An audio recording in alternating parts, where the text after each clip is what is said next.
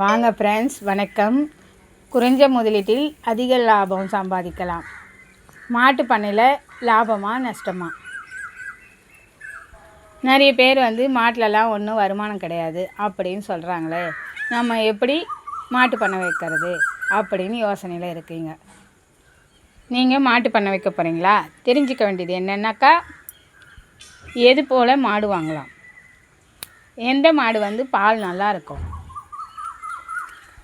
நாட்டு மாடுன்னு பார்த்தீங்கன்னாக்கா வெயிலும் தாங்கும், மழையும் தாங்கும், நம்மளுக்கு ஏற்ற மாதிரி நல்லா கை கொடுக்கும். ஆனால் பால் நல்லா திக்காக இருக்கும். பால் கம்மியாக தான் ஆகும். விலைக்கு தகுந்தா போல் தான் பால் ஆகும். ஹெச்எப் பார்த்தீங்கன்னாக்கா வெயில் தாங்காது, நல்ல பால் ஆகும். ஜெர்சியும் அது போல் தான், ஓரளவு தான் வெயில் தாங்குங்களே. காலையில் மட்டும் கொஞ்சம் மேயுதுங்களே எங்கள் மாடெல்லாம். 11 மணிக்கு மேலே மேய மாட்டேங்குது, ஓட்டின்னு கட்டிடுறோம். உங்கள் கிளைமேட்டுக்கு எந்த மாடு செட் ஆகும், நீங்கள் ஓட்டின்னு போய் மேய்க்க போகிறீங்களா, வீட்டிலையே கட்டி போட்டு தீனி போட போகிறீங்களா அப்படின்னு பார்த்துக்கோங்க.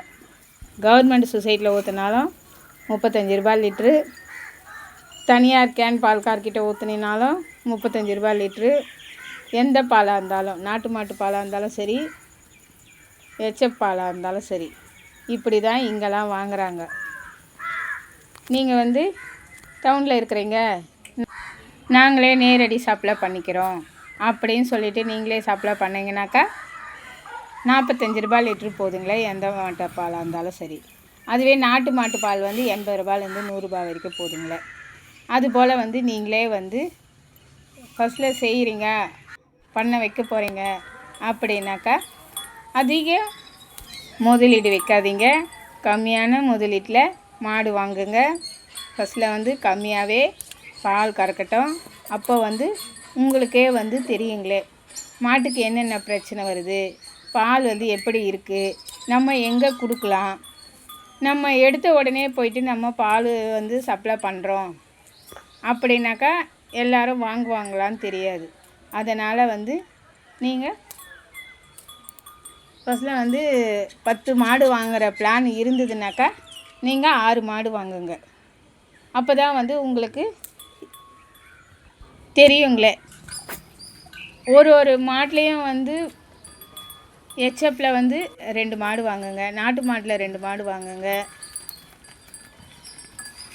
ஜெர்சியில் 2 வாங்கிக்கோங்க. உங்கள் கிளைமேட்டுக்கு எந்த மாடு செட் ஆகுது அப்படின்னு சொல்லிட்டு பாருங்கள். நம்ம பால் எங்கே சப்ளை பண்ணலாம், எங்கே ஊற்றலாம் அப்படின்னு சொல்லிட்டு பாருங்கள். அப்போ தான் உங்களுக்கு தெரியுங்களே என்னென்ன பிரச்சனை வருது, எந்த மாட்டுக்கு என்ன பிரச்சனை வருது அப்படின்னு சொல்லிட்டு தெரியுங்களே. கண்ணு போடுறதுக்கு முன்னே 1 மாதம் முன்னாடி வாங்கிடுவாங்க. அப்போ தான் உங்கள் கிளைமேட்டில் செட் ஆகிறதுக்கு கரெக்டாக இருக்குங்களே. உங்கள் இடத்துக்கு செட் ஆகணும். நீங்கள் கண்ணு போட்ட பிறகு வாங்கலாம், மடி பெருசாக இருந்தால் தான் நிறைய பால் கறக்கும் அப்படின்லாம் பார்க்காதீங்க. மடியே தெரியல இது என்ன பால் கறக்கும் அப்படின்லாம் யோசிக்காதீங்க. மடியே தெரியாமல் இருக்கிற மாடு கூட 10 லிட்டரு கறக்குங்களே. குறைஞ்ச முதலீட்டில் மாடு வாங்கிடுவாங்க. அப்போ தான் உங்களுக்கு நஷ்டம் வராது, நல்ல லாபம் கொடுக்குங்களே. நீங்கள் 1 லட்சத்துக்கு மேலே தான் வாங்கணும், 2 லட்சத்துக்கு தான் மாடு வாங்கணும் அப்படின்லாம் பார்க்காதீங்க. ஃபஸ்ட்டில் நீங்கள் தொழில் தான் கற்றுக்க போகிறீங்க. அதனால் குறைஞ்ச முதலீட்டில் வாங்கிடுவாங்க. குறைஞ்சது 50 சென்ட்டில் நேப்பியர் புல் போட்டுக்கோங்க, புல் விதைச்சிக்கோங்க. அப்படி இருந்தால் தான் நம்ம மாட்டுக்கு கரெக்டாக இருக்குங்களே. தினமும் நம்ம உழைப்பும் இருக்கணுங்களே. மாட்டுக்கு மேய்ப்பு தேய்ப்பு 2 முக்கியங்களே.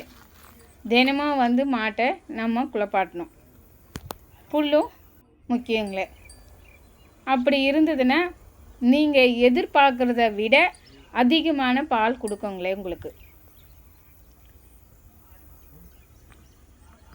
நம்ம குறைஞ்ச முதலீட்டில் பெருசாக லாபம் பார்க்க போகிறோம் அப்படின்ற பட்சத்தில் நீங்கள் கம்மியாக செலவு கம்மியாக பண்ணுங்கள்.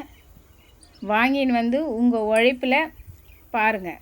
அப்போ தான் வந்து என்ன பிரச்சனைனாலும் உங்களால் வந்து சமாளிக்க முடியும். உங்கள் ஊரில் பால் விலை என்ன போகுதுன்னு சொல்லிட்டு கமெண்ட் பண்ணிங்கன்னா நல்லாயிருக்கும். நாங்களும் மாடு வளர்க்கலான்னு இருக்கிறோம் அப்படின்னு சொல்லிட்டு நினைக்கிறவங்களும் கமெண்ட் பண்ணிங்கன்னா நல்லாயிருக்கும். இந்த வீடியோ முழுசாக பார்த்தவங்களுக்கு நன்றி.